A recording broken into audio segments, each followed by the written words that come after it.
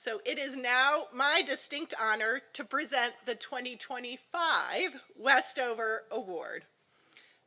As I said earlier, this award is presented by the Board of Governors on behalf of the Alum Association to a person associated with Westover School whose tangible accomplishments are significant and who in life and spirit has exemplified the Westover motto, to think, to do, to be. The winner of the 2025 Westover Award is Carolyn Wilson, class of 1985.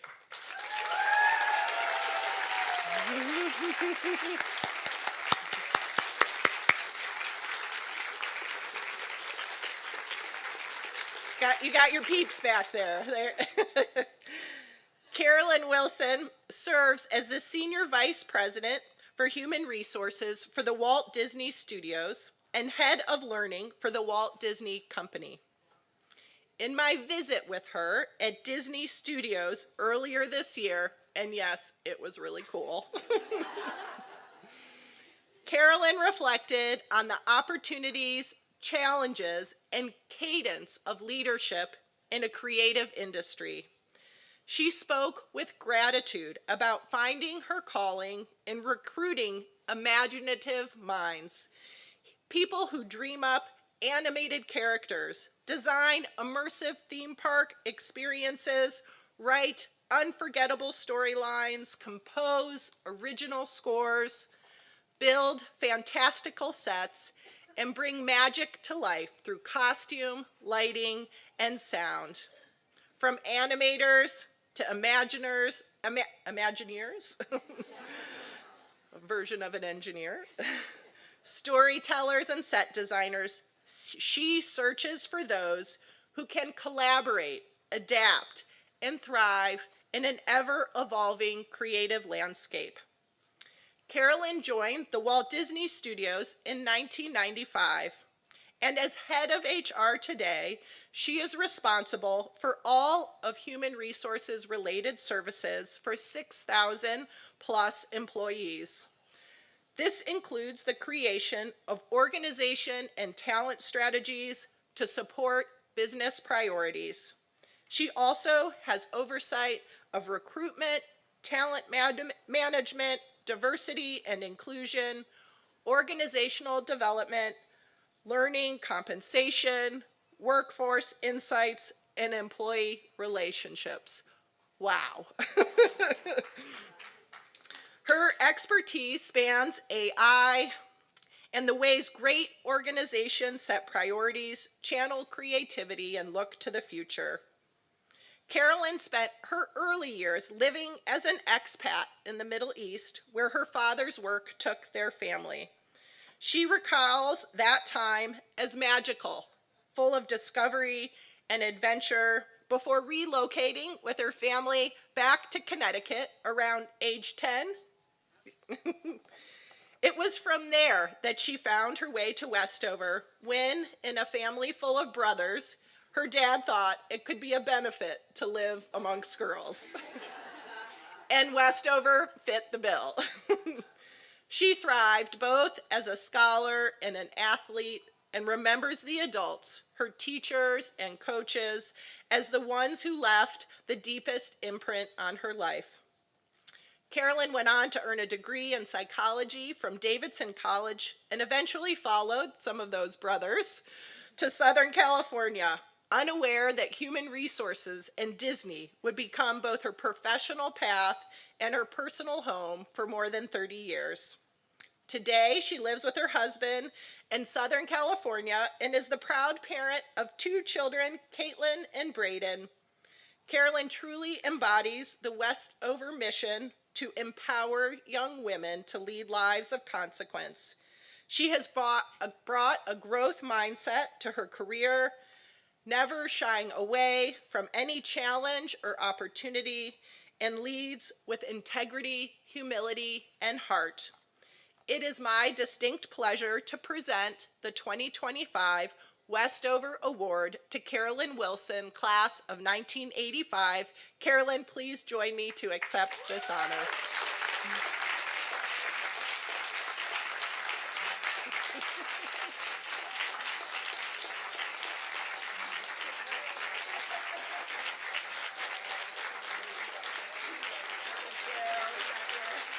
This is for you. Thank you. Of course.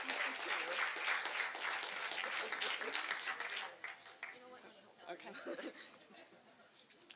Thank you. I'll tell you what I've taken away from this morning. Y'all, the sun is shining here, without a doubt. The sun is shining at Westover. And Polly, it has been such a pleasure to get to know you. And gosh, with your inspiration and leadership and more, we are headed in an amazing direction. It was awesome.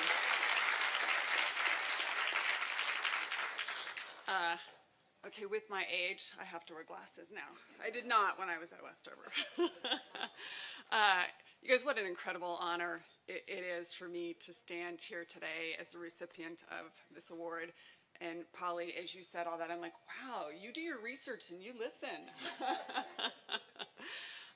It really, truly feels like a full circle moment for me, coming back to where it all began here at Westover. I'm reminded of how profoundly Westover shaped my understanding of life, of friendship, of community, and the kind of person I could be. Some lessons came easily, and others, well, let's just say they required a lot of patience from myself and a lot of others. Family, friends, sometimes learning is hard. But through all of it, the Westover motto of to think, to do, to be was quietly, powerfully at work in me, even before I realized how deeply it would shape my life. Let me rewind a little bit to my first days here. As Polly said, I came to Westover because my dad really felt like I needed some female role models in my life. And so he's like, I gotta find that for you. And he really thought an all-girls boarding school would be a great place for me. And honestly, I was not sure. I was not so sure about an all-girls boarding school, but I agreed. And so I arrived early at Westover for field hockey camp. Some of you remember that. It was preseason, and I want you to know I'd never played field hockey before in my life. I was a racket sport person. I had tried to train over the summer for running, but I really wanted to get here. I wanted to connect with the school, connect with students, right, as soon as I could. And I gotta tell you, it was a really rocky start. So we would do morning runs, and I was the last person pulling up the rear, coming back into Westover. It was rough, and then I practically hyperventilated the afternoon of the first practice, and I thought, oh my gosh, what am I doing? But our coach, Mrs. Rothman, many of you remember her, right? She was so great. I will tell you, Mrs. Rothman, she was supportive and she was firm. This is gonna ring a bell for a lot of you. Push yourself, girls, push yourself. And I will tell you, there are moments in my life where that still echoes in my head. Mrs. Rothman telling me to push herself. And honestly, my teammates, they were kind, they were encouraging, but they didn't go easy on me either because they competed hard when we played, and it made me want to rise to that occasion. And that was my first glimpse of the magic of this place, right at Westover, where we weren't just classmates, we were teammates, we were mentors, cheerleaders, and occasionally partners in crime.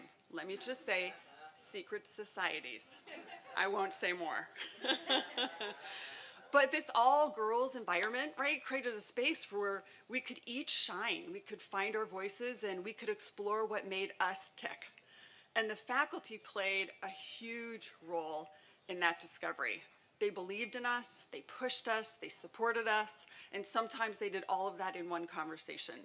They didn't just teach us, they listened, and they challenged us to contribute, to think critically, and to lead with empathy. And I will always be grateful for Ann Paulina. We've talked about her today, but gosh, she sat with me for hours, helping me with math problems, but also talking to me about life and helping me figure out what I wanted to do in life. And she was instrumental in my college decision and where to go and how to think about college. She was steady, she was kind, and she was the encouraging presence, right, when I needed it most. And I don't know if some of you know Ann Pfister, who was a resident on the dorms. She taught me psychology, and she was also the tennis coach. And she was a lifeline for me here. She helped me navigate everything from friendships to dating to summer jobs. She drove me to tennis tournaments. She got me to prom up at Deerfield. And she always had a warm couch and a mug of coffee waiting for me in her room. And her door was always open. Her questions were thoughtful. And her belief in me was unwavering. And I could feel it. And sometimes all I needed was a second cup of coffee and her voice in my corner. Fast forward to today. As Polly said, I lead HR for the Disney Studios, so think Marvel, Pixar, Lucasfilm. I know all of you have seen Stitch, which is in the movie theaters right now. Shameless plug. And then I lead learning and talent for the entirety of the Walt Disney Company. And honestly, it's the foundation I built at Westover in collaboration, curiosity, the power of diverse perspectives, and that's what guides me as a leader. I believe that the magic happens when you bring different voices together, when we listen deeply, ask meaningful questions, and co-create solutions.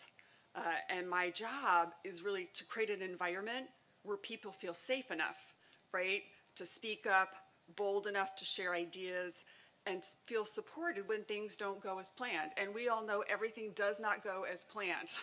And it's what we do with that when that happens. And that mindset of bravery, learning, and resilience feels a lot like what I experienced at Westover. And as a leader, right, it's not about having the loudest voice in the room. It's about having the humility to listen, the courage to advocate for others, and the wisdom to know when to step back so others can step in.